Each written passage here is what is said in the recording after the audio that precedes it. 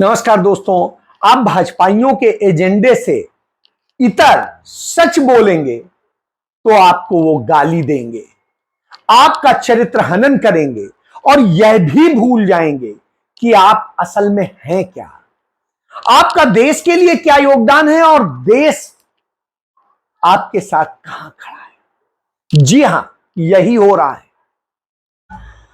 जिस तरीके से करनाल की वो हिमांशी नरवल के साथ में व्यवहार हो रहा है, वो लेफ्टिनेंट की पत्नी है, उस लेफ्टिनेंट अफसर की जो शादी करके 7वें दिन इस दुनिया से चला जाता है क्योंकि भारत सरकार उसे सुरक्षा नहीं दे सकती।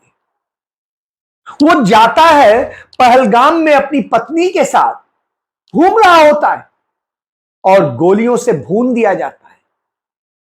जब वह भून दिया गया हो तब उसकी पत्नी हिमांशी नरवल वो सच बताती है और कहती है ये हिंदू मुस्लिम या कश्मीरियों के प्रति नफरत का जो भाव है, इस भाव ने ही इस देश को बर्बाद किया है। I just want the entire nation to pray for him, that wherever he is, he's in good spirit, he's healthy, and he's at peace. That's the only thing that I want. There is one more thing that I want. I do not want any hatred towards anybody. This is what is happening. People going against Muslims or Kashmiris, we don't want this. We want peace and only peace. Of course, we want justice. Of course, the people that have done wrong with him should be punished.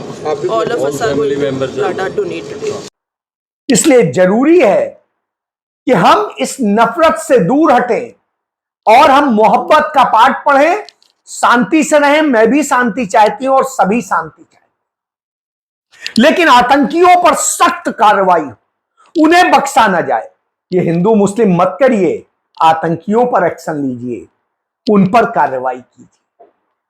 Himanshi का यह दर्द वही समझ सकता है जिसने अपना कोई खोया होगा। यही दर्द कमोबेश कानपुर में उस द्विवेदी परिवार की विधवा बहू ने दिया, जो अभी 4-5 महीने पहले ही जिसकी शादी हुई। उस शुभम द्विवेदी के पिता ने दिया।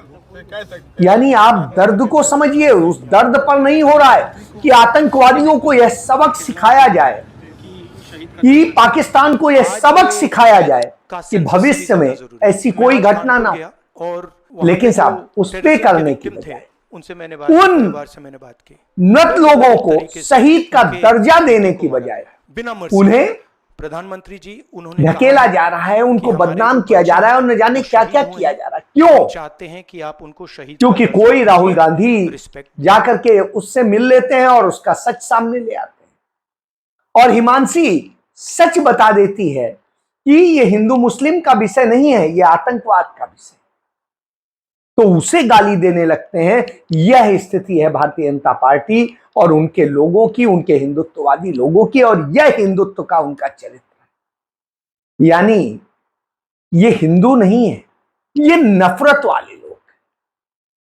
इसीलिए शायद पूर्व राव प्रमुख एएस दुलत कहते हैं, मुझे ख्याल ये आया कि इसमें कश्मीरियों का कोई कसूर नहीं है। ये जो भी हुआ है ये पार से हुआ है। इसमें कश्मीरी इन्वॉल्वमेंट ज़रूर है, कुछ लड़के होंगे, लेकिन कश्मीरियों को फिर मार नहीं पड़नी चाहिए। Kashmiri should not be at the receiving end जो भी है ये। और इस बार सारा कश्मीर इकट्ठा होके दिल्ली के साथ रहा है, लेकिन फिर भी जो हो रहा है बाहर कुछ शहरों में जो खबर आ रही है कि वहाँ कश्मीरी बच्चों की पिटाई हो रही है, तो this is not a good thing. इससे कश्मीर पे असर पड़ेगा। देखिए, असेंबली की इलेक्शन हुई, कश्मीर की सरकार बनी और नेशनल कॉन्फ्रेंस जो वहाँ मेन पार्टी है उसके बड़ी स्वीपिंग मैंडेट मिला, तो कश्मीरी खुश था। कश्मीरी समझता था हमारी सरकार अब आ गई है। लेकिन जैसे ही वक्त गुजरा है तो कश्मीरी कहता है कि ये तो हमारी सरकार है नहीं, अभी भी कश्मीर को चलाने वाला तो दिल्ली ही है। तो थोड़ा सी मायूसी फिर से आ रही है कश्मीर में।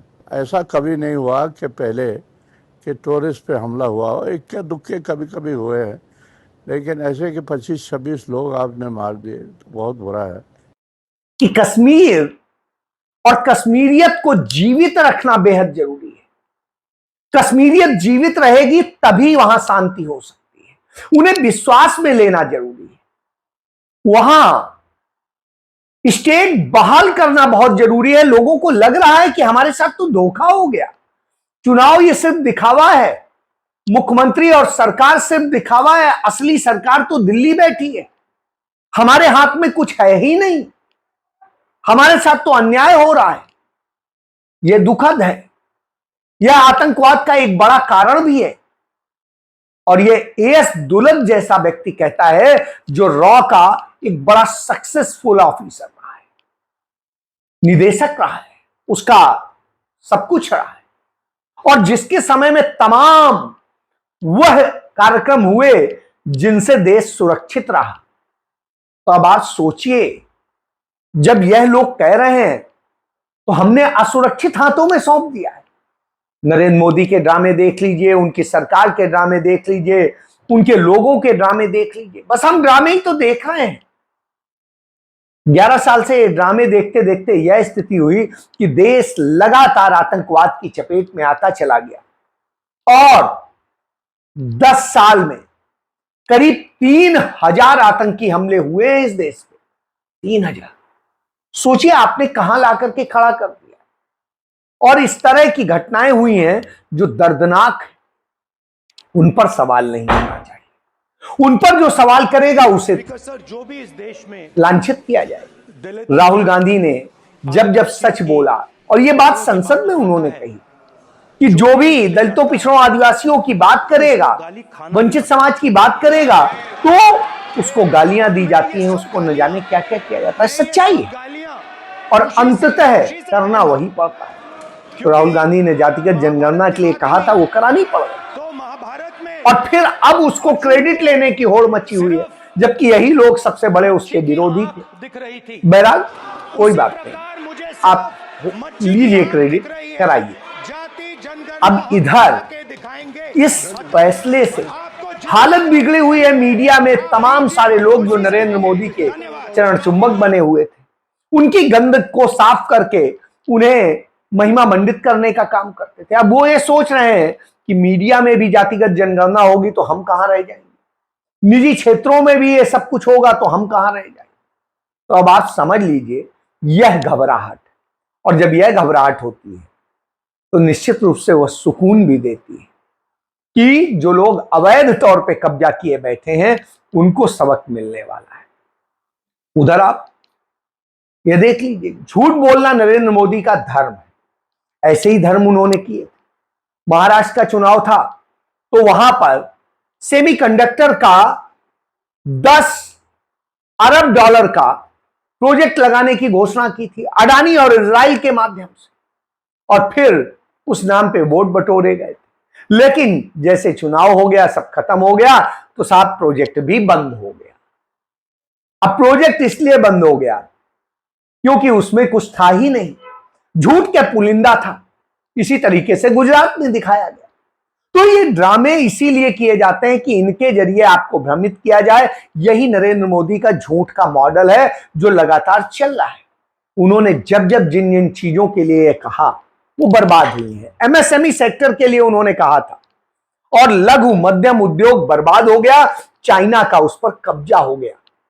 देश की सीमाओं की बात की थी, देश की सीमाओं के भीतर चीन घुस के बैठा है 6000 किलोमीटर, और दूसरी तरफ पाकिस्तान लगातार भारत के ऊपर अटैक। सीज फायर जो है तोड़ रहा है, रोज मारे जा रहे हैं भारत के सैनिक। और यह स्थिति है कि उसने सीमा पर युद्धाभ्यास शुरू कर दिया है, और हमारे यहां वही मीडिया, चरण चुंबक मीडिया, यह बताने में मस्त है कि उनकी तो नौसेना पिद्दी है, उनकी तो वायुसेना पिद्दी है, उनकी तो थल सेना पिद्दी है। अरे होगी पिद्दी। आपने क्या किया? आप बड़ी बड़ी बातें करते थे, हुआ तो कुछ नहीं। और इसी तरीके की स्थितियां और भी जगह मिलती हैं। जहां कहीं भी हो, कहीं पानी रोकने के नाम पे, कहीं कुछ रोकने के नाम पे, और जो ये कहानियां बता, इन सब से कुछ होने वाला नहीं। समाधान सिर्फ वही है जो नेहरू जी कहते, जिन नेहरू को आप बार बार दोष देते हैं। वो मोहब्बत, उन्होंने बड़ी मोहब्बत के साथ ही खड़ा किया था कि कश्मीर का मुसलमान भारत के साथ खड़ा हो गया था, पाकिस्तान के साथ नहीं खड़ा हुआ था। हिंदू से ज्यादा मुसलमान खड़ा था। शेख अब्दुल्ला के नेतृत्व में साथ आया और कश्मीर हमारा बना। उसने साथ दिया हर मौके पर, और उसी को जब आप बार बार दबाएंगे, कुचलेंगे, और ये सब काम जो है 1989 से शुरू हुआ, जब भाजपा समर्थित बीपी सिंह की सरकार आई। बीज बोए गए 1977 की जनता पार्टी की सरकार में, और 89 में इस पर प्रयोग हो गए, और वो प्रयोग इतने विध्वंसक हुए कि वो आज तक आग लगाए पड़े। यह भाजपा का मॉडल है।